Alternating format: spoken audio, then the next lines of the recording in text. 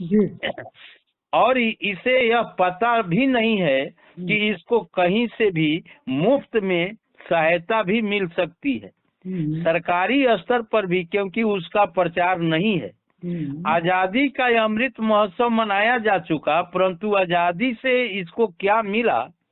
वही परंपरावादी शोषण, उत्पीड़न, अन्याय, अत्याचार इसके साथ परंपराओं से जुड़े हुए हैं। इसके लिए कौन सा अमृत महोत्सव होगा? संविधान की उम्र 74-75 वर्ष होने जा रही है। संविधान सभा सदस्य माननीय रामनारायण सिंह ने अपने अंतिम भाषण में कहा था कि देश की 90% जनता यह जानती नहीं है कि क्या 2 वक्त का खाना क्या होता है। अब कितनी प्रगति हुई है? यह देश का 10% वर्ग सुरक्षित है, खुशहाल है, आजादी का जश्न मना रहा है, क्योंकि उसके लिए संविधान में सब कुछ है, क्योंकि वही निर्माता भी हैं संविधान का।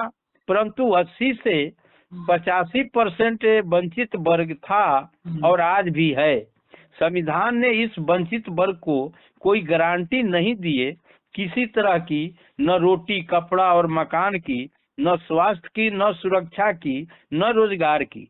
परंतु इस वंचित वर्ग का बहुसंख्यक वर्ग संविधान को लेकर नाच रहा है कि बाबा साहब ने बनाया है, उसे सब कुछ मिल गया है।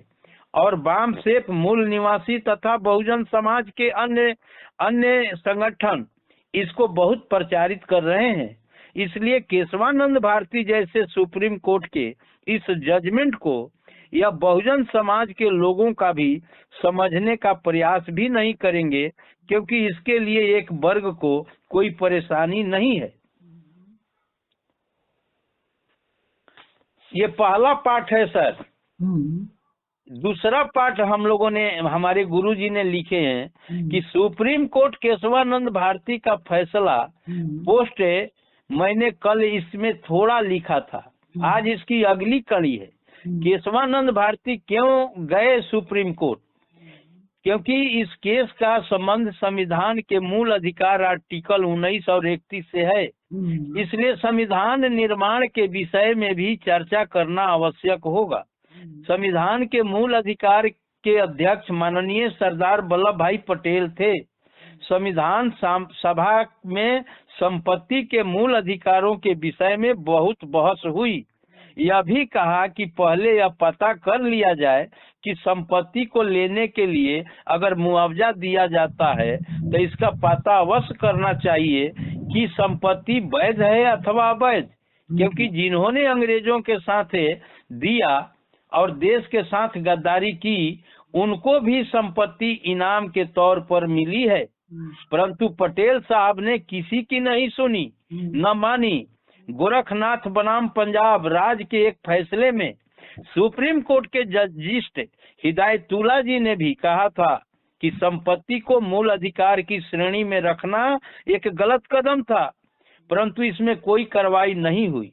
उनको नोटिस में मैं नहीं लिया, क्योंकि संविधान निर्माता एक वर्ग विशेषता जो परंपरागत शासक वर्ग था, उसी का बहुमत था, जो जनसंख्या के अनुसार अल्पसंख्यक था। परंतु मतदान का ऐसा चक्कर था कि वह संविधान सभा में बहुसंख्यक बन गया, प्रचंड बहुमत में आ गया। इसलिए उसने अपनी शासक बने रहने के लिए धर्म और संपत्ति को अपने कब्जे में रखा। जो सदियों से भौतिक साधनों से वंचित थे, उनके लिए संविधान में कुछ भी नहीं दिया। उनके सामाजिक और आर्थिक विकास के लिए, चूंकि तत्कालीन प्रधानमंत्री श्रीमती इंदिरा गांधी जी एक समाजवादी प्रवृत्ति की महिला थी, वह चाहती थी कि मठों पर अनावश्यक हजारों एकड़ जमीन है, इनको भूमिहीन किसानों में बांट दिया जाए ताकि देश में उत्पादन बढ़े। इसलिए वह कानून में बदलाव करने जा रही थी। परंतु मठाधीश केशवानंद भारती जो सुप्रीम कोर्ट में पहुंच गए कि हमारा फंडामेंटल राइट है, उसका वायलेशन हो रहा है, अतिक्रमण हो रहा है। इससे पहले भी सुप्रीम कोर्ट कई मामलों में संसद को धमका चुकी है कि आपको मूल अधिकारों में संशोधन करने की शक्ति नहीं है, इसकी पेशाबंदी है। इसलिए संविधान निर्माताओं ने पहले से ही आर्टिकल 13 को डाल रखा था सुरक्षा कवच के रूप में मूल अधिकारों के लिए। एसटी, एससी, ओबीसी के लोग इस गहराई को समझने का प्रयास नहीं कर रहे हैं, जबकि मैं इस पर कोई पोस्ट लिख चुका हूँ। बिल्कुल उल्टा प्रचार कर रहे हैं कि बाबा साहब का संविधान है, इस पर कोई उंगली नहीं उठा सकता, आंख टेढ़ी नहीं कर सकता, जबकि उनके लिए कुछ नहीं है मूल अधिकारों में। इसके अलावा एक बौद्ध भिक्षुक हैं सुमित्र रत्न, डॉक्टर लक्ष्मण यादव, प्रोफेसर रतन लाल जी भी, ऐसे बहुत से प्रोफेसर एसटी, एसटी, ओबीसी के जो जेएनयू में और दिल्ली के यूनिवर्सिटी में हैं, जो यही कहते रहते हैं कि संविधान तो हमारे बाबा साहब ने बनाया है, बहुत अच्छा है, हमें मिल गया सब कुछ। इससे भी ऊपर जाकर महान नेता श्री वामन मेश्राम जी तो यह कहते हैं कि हम डंके के चोट पर यह कह सकते हैं कि हमारे बाप ने संविधान बनाया है। बाबा साहब को अपना बाप कह के आदर्श करते हैं। आगे फिर कभी मिलेगा मौका तो बताऊंगा सर, 2 पार्ट मैंने सुनाया आपको। आपने अभी जो सुनाया है जी, ये अपना लेख है या किसी और का है? हमारे गुरु जी का है। आपके गुरु जी ने ये लेख कब लिखा? ये अगले साल लिखे सर। पिछले साल ना? जी। शुभ नाम क्या है गुरु? उनका शुभ नाम है राजा राम।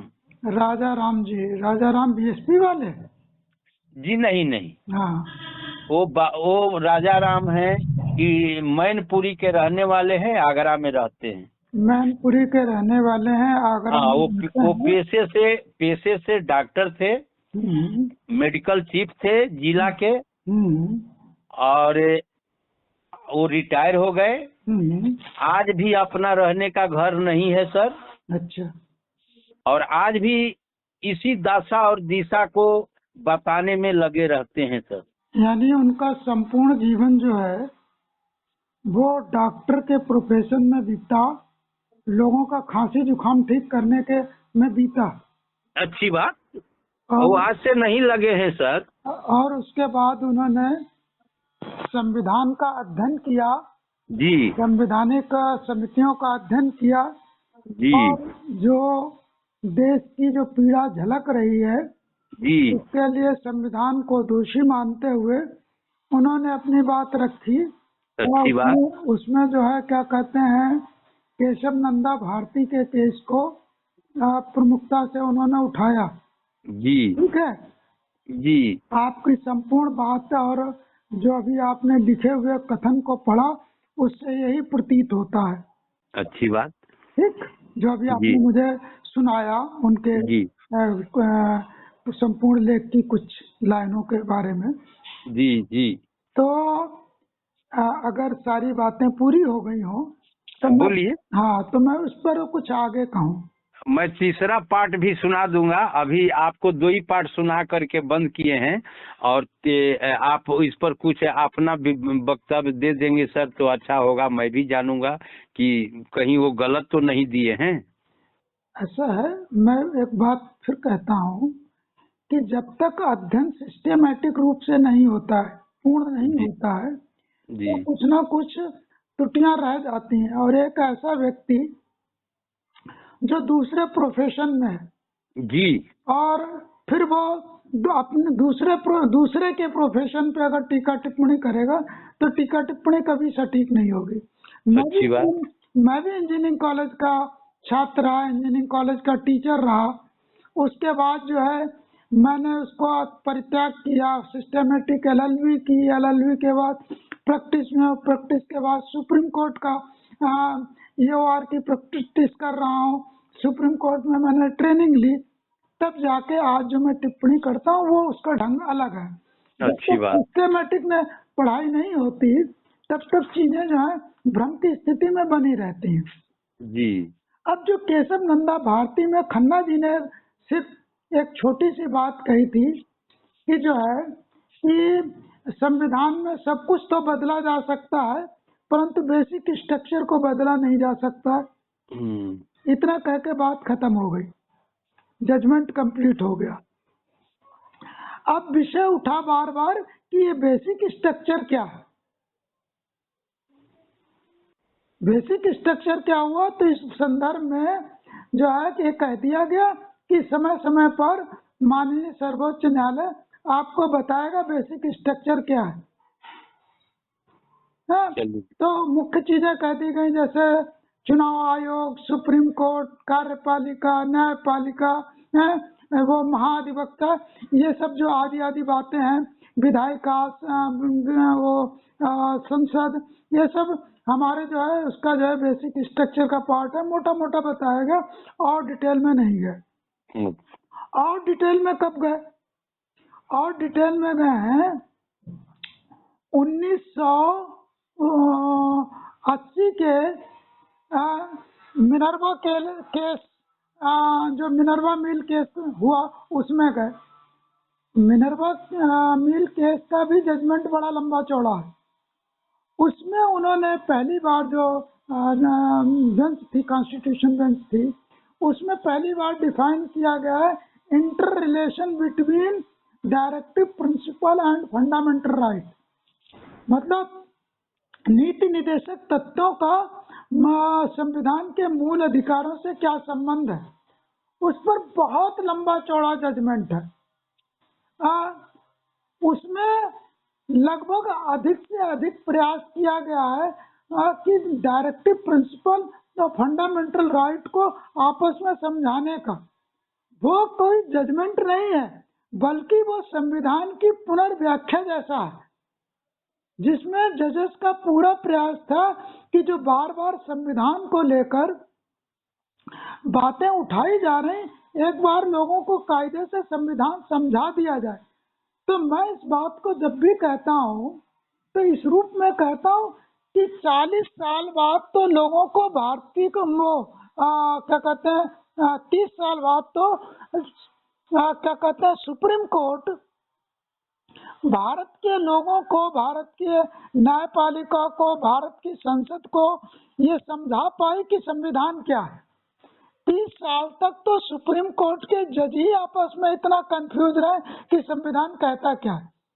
जब आता है मिनर्वा मिल केस का मामला 1980 में, तब संविधान की, पूरे संविधान की पुनर्समीक्षा होती है और समीक्षा के बाद ये बताया जाता है कि वास्तव में जो डायरेक्टिव प्रिंसिपल और फंडामेंटल राइट का जो बार बार झगड़ा उठाया जाता है, वास्तव में है क्या।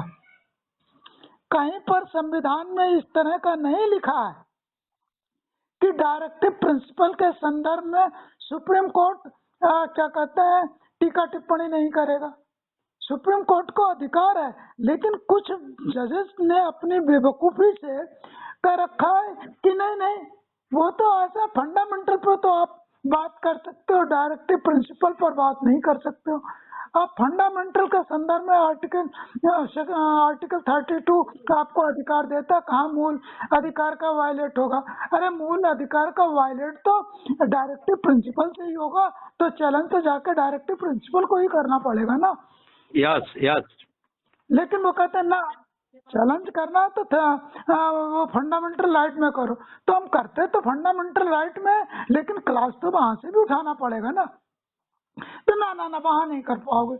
लेकिन तो जो इसमें जो होशियारी जो करते हैं, जो कुशल अधिवक्ता हैं, जो कुशल EOR हैं, क्योंकि सुप्रीम कोर्ट में पिटीशन फाइल करने का अधिकार केवल एडवोकेट ऑन रिकॉर्ड्स को है, EORs को, तो वो बात को इस ढंग से रखते हैं कि लगे तो बात उठाई गई है फंडामेंटल राइट से, लेकिन बात कही जाती है डायरेक्टिव प्रिंसिपल की।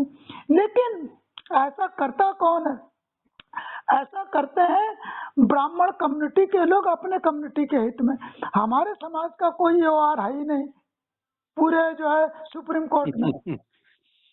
तो हमारे समाज का जब कोई EOR है ही नहीं सुप्रीम कोर्ट में, हमारे अलावा, मतलब कमलेश मित्रा को छोड़कर मेरी नजर में अभी तक नहीं आया।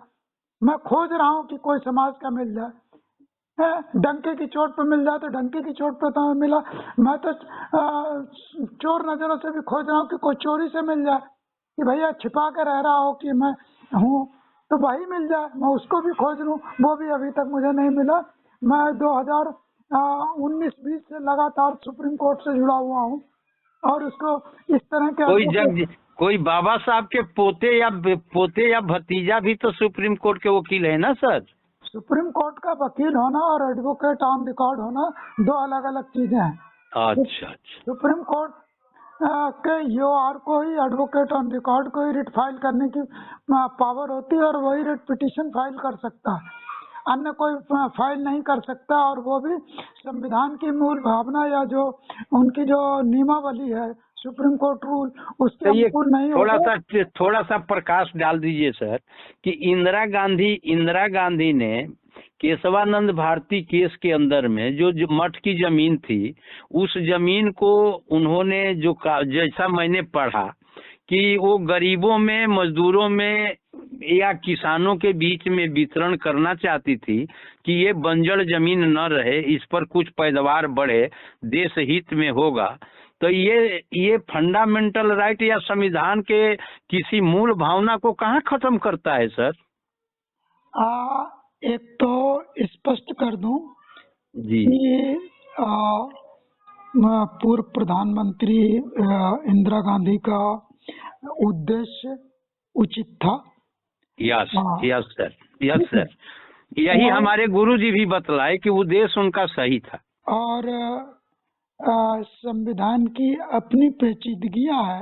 नहीं, उन्होंने बतलाया सर, मैं बता दूं आपको कि जितने भी इंदिरा गांधी के बाद जितने भी पदाधिकारी थे वो इस बात से खफा थे। तो इंदिरा गांधी का उद्देश्य उचित था।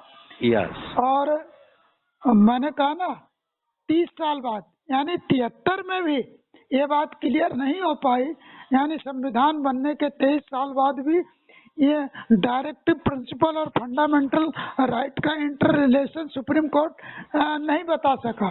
चलिए अब सर जो है ये इसके इंटर रिलेशन को समझाता है सुप्रीम कोर्ट। तो आपने थोड़े शब्दों में बहुत बढ़िया हमको समझाए सर कि जो मेरे अंदर में भावना था वही भावना आपने उजागर कर दिया सर कि बेशक हम इंदिरा गांधी को दोष मानते थे पहले, लेकिन केशवानंद की जो केस मैंने देखा उसमें उसकी जो भूमिका देखा, उसका जो सिद्धांत मैंने देखा तो वो मेरे को बड़ा अच्छा लगा था। तो हमारे जज जो है जैसे जज भी इस बात को स्वीकार करते हैं। अभी नरेमन जी का इंटरव्यू आया था बीबीसी के माध्यम से, मैंने उस पर कई टीका टिप्पणी कर रखी है।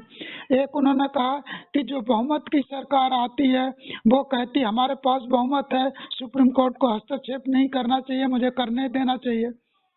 तो सुप्रीम कोर्ट की फिर जरूरत ही क्या थी जब सब कुछ वहाँ बहुमत को करना है। जी क्रॉस चेक एंड बैलेंस ये सुप्रीम कोर्ट को करना है ताकि अल्पसंख्यकों के अधिकार भी ना मारे जाएं। ये काम तो सुप्रीम कोर्ट का है। तो ये अगर बहुमत की सरकार कोई कह देती उस पर सुप्रीम कोर्ट चुप कैसे हो जाएगा? सुप्रीम कोर्ट का तो काम है। तो वो नरेमन साहब का इस तरह का स्टेटमेंट कहीं ना कहीं आम जनता को हतोत्साहित करने वाला है कि वो इस तरह के पिटीशन ना डालें जिसमें सरकार बहुमत में। तो बहुमत फिर तुम्हारी जरूरत है क्या? हम सीधे राजतंत्र का खड़ा कर देते हैं, सुप्रीम कोर्ट बंद करो, राजा। बहुत बढ़िया सर। इस पर एक थोड़ा सा आप प्रकाश डालेंगे सर लिखित रूप में हमारे मोबाइल पर सर? मैं लिखित नहीं, मैंने आपकी बात को रिकॉर्ड करना शुरू कर दिया है और ये रिकॉर्डेड आपको मिल जाएगा। आप जिसको भी सुनाना चाहेंगे सुना सकेंगे। वाह सर वाह। अच्छा एक विषय वस्तु आज ही क्या समय है सर? जी कहें। मैं हमारे एक विधि विभाग आगरा एक कॉलेज है सर,